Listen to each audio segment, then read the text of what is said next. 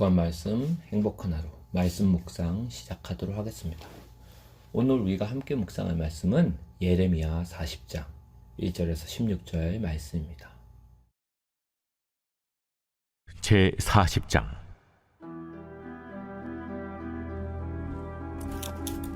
사령관 누부사라단이 예루살렘과 유다의 포로를 바벨론으로 옮기는 중에 예레미야도 잡혀 사슬로 결박되어 가다가 라마에서 풀려난 후에 말씀이 여호와께로부터 예레미야에게 임하니라. 사령관이 예레미야를 불러다가 이르되, 내 하나님 여호와께서 이곳에 이 재난을 선포하시더니 여호와께서 그가 말씀하신 대로 행하셨으니 이는 너희가 여호와께 범죄하고 그의 목소리에 순종하지 아니하였으므로 이제 이루어졌도다. 이 일이 너희에게 임한 것이니라. 보라, 내가 오늘 네 손의 사슬을 풀어 너를 풀어주노니 만일 네가 나와 함께 바벨론으로 가는 것을 좋게 여기거든 가자, 내가 너를 선대하리라. 만일 나와 함께 바벨론으로 가는 것을 좋지 않게 여기거든 그만두라.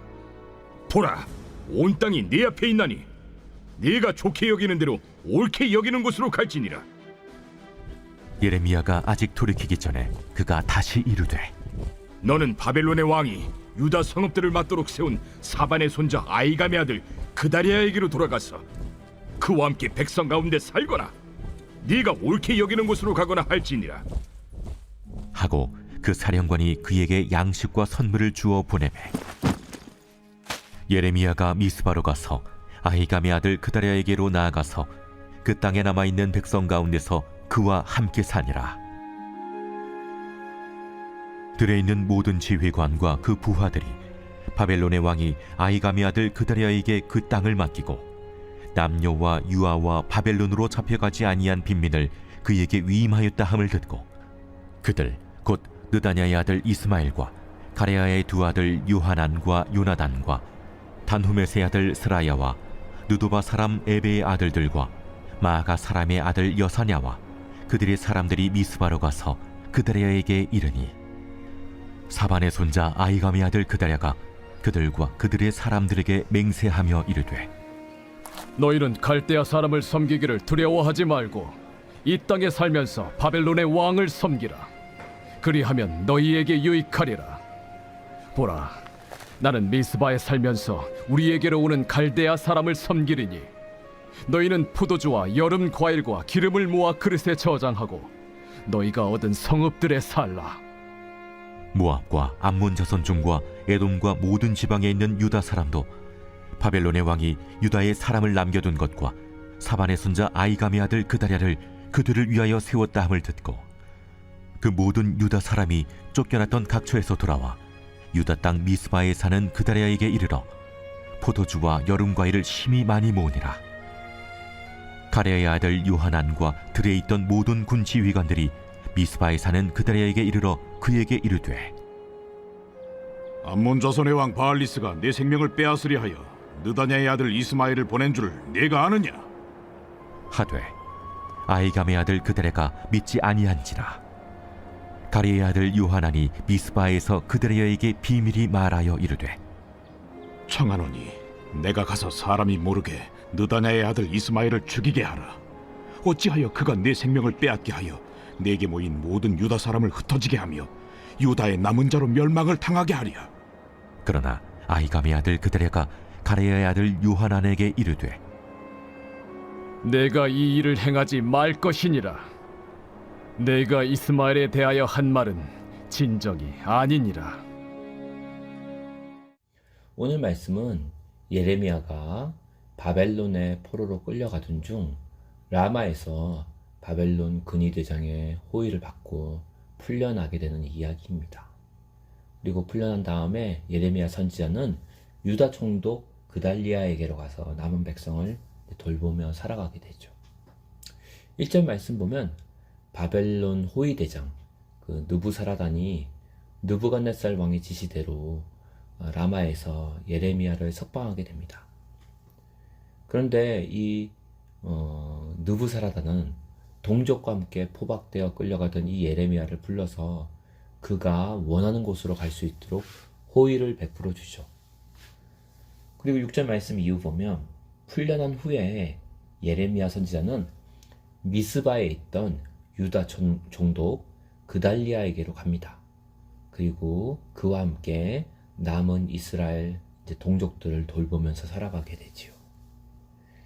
근데 바벨론 왕이 이 그달리아를 유다의 총독으로 삼고 유다의 남은 백성을 그에게 맡겼다는 소식이 이제 퍼져나가면서 들판으로 흩어진 유다의 군 지휘관들이 부하들을 이끌고 다시 그 총독 그달리아에게로 돌아옵니다. 그리고 주변 나라들로 흩어졌던 유다 사람들도 이 소문을 듣고 이제 유다 고향으로 돌아와서 그달리아를 찾아가게 되는 이야기입니다. 하지만 그들 중에는 돌아온 사람들 중에는 이방 족속인 암몬 그 족속의 사주를 받고 그달리아의 생명을 노리는 그 왕족 이스마엘도 있었습니다.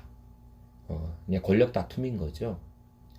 그런데 이때 요하난이 그 왕족 이스마엘을 제거하겠다고 나서지만 총독 그달리아는 그럴 리가 없다고 하면서 일단 요하난을 만류하면서 오늘의 이야기가 마치게 되죠.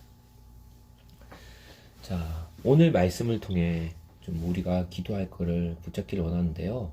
특별히 예레미야를 중심으로 보게 되면 예레미야 선지자, 또 예레미야 선지자뿐만 아니라 예언자는 자신이 선포한 말씀에 묶인 삶을 살아가는 존재라는 거죠. 예레미야는 하나님의 예언에 불순종한 이스라엘 백성을 원망하지 않았습니다. 하나님 말씀에 불순종해서 이렇게 심판받고 포로로 흩어지고 나라가 망하게 되었지만 그것 때문에 자기의 그 동족을 원망하지 않았다는 거죠. 그리고 자신은 지금 바빌론으로 포로로 끌려가지만 단순한 포로가 아니라 정말 정중하게 이제 호송이 되는 상황이었어요. 그래서 바벨론에서 편히 살 수 있는데도 불구하고 남겨진 이스라엘 백성과 더불어 다 멸망한 이스라엘 나라에서 사는 편을 택했다는 거죠. 즉 예레미야 자신은 말씀에 순종했지만 이스라엘 백성은 말씀에 불순종했습니다. 그런데 그 결과로 이 불순종한 그 망한 나라에서 그 백성들과 함께 그 고난에 끝까지 참여한다는 거죠. 이게 선지자의 운명이라는 겁니다. 그리고 선지자들의 마음인 거죠. 우리가 공동체와 세상을 책망하는 말씀을 듣거나 또는 선포할 때 우리 자신도 자신을 예외로 두지 말고 자신도 말씀을 듣는 그 당사자임을 명심해야 한다는 거죠. 특히 우리가 한국 교회를 위해서 기도합니다. 그런데 우리가 주변에 불신자들에게 복음을 전하게 되면 불신자들이 한국 교회 욕을 많이 하죠. 그래서 한국 교회가 썩었다, 타락했다, 한국 교회 목회자들, 뭐 장로들, 신도들이 다 썩었다 이런 그런 뉴스나 또 이야기를 주변 이야기를 말하면서 교회 욕을 할 때가 있습니다. 그러면 우리는 뭐라고 변명할 수 있나요? 저는 그렇지 않습니다. 우리 강서교회는 그렇지 않아요. 우리 교회는 또 나는 제대로 말씀대로 살고 있다.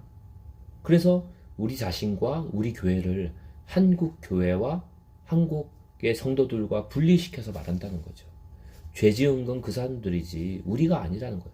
불순종한 건 그 사람들이지 우린 잘 순종하고 있다는 거예요. 그래서 그 사람들 욕하면 그 사람들 욕하는 거지 나는 아무 책임 없다 이렇게 말하는 거죠. 하지만 그건 굉장히 자기중심적인 생각입니다. 우리 개인중심적이라는 거죠. 왜냐하면 불신자들이 그런 이야기를 들으면은 당신들은 믿음으로 잘 사는데 죄 지은 그 목사, 타락한 그 교회, 그 신도가 잘못한 것이네요. 이렇게 생각 안 한다는 거죠. 다 같은 물이라고, 공동책임이라고 생각한다는 거예요. 실제로 하나님 앞에서도 마찬가지입니다. 한국교회가 실패하면요, 우리에게도 책임이 있다는 거죠. 우리는 예수님을 믿는 순간 모두가 예수님의 한 몸이 되는 거고 한 배에 타는 겁니다. 그들의 실패가 우리의 실패요. 이 조국교회의 고통이 우리의 고통인 거예요. 그래서 우리가 한국교회를 기도하지 않은 죄도 분명히 우리가 당한 그 심판 앞에 안에 포함되어 있다는 거죠.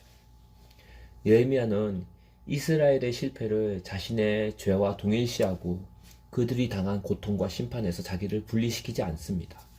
그래서 포로로 끌려가는 그들과 분리시켜서 자기는 바벨론으로 가서 호의호식할 생각을 하지 않고 그 포로로 끌려가는 그들을 위해 같이 울고 남겨진 이스라엘 무리들과 함께 그 고통을 나누기로 결정했다는 거죠. 그래서 오늘 우리가 기도할 때 이 무너져가는 이 민족, 이 조국의 죄악을 우리의 죄악으로 같이 여기고 함께 가슴을 찢고 함께 울며 그들을 위해 기도하는 시간을 가지길 원합니다. 하나님께서도 우리의 죄와 그로 인해 받게 된 고통과 죽음을 자신의 고통과 자신의 죽음으로 여겼기 때문에 자신이 아들을 내어주신 거죠. 우리의 실패가 하나님의 그 아픔과 심판에 하나님은 무책임하게 너희 죄니까 너희가 다 죽어라 이렇게 하지 않는다는 거죠. 우리 아픔을 자신의 아픔으로 받아들였기 때문에 하나님께서 복음이라는 그 아들의 희생을 우리에게 주신 거라는 거죠. 그게 바로 하나님의 마음인 겁니다.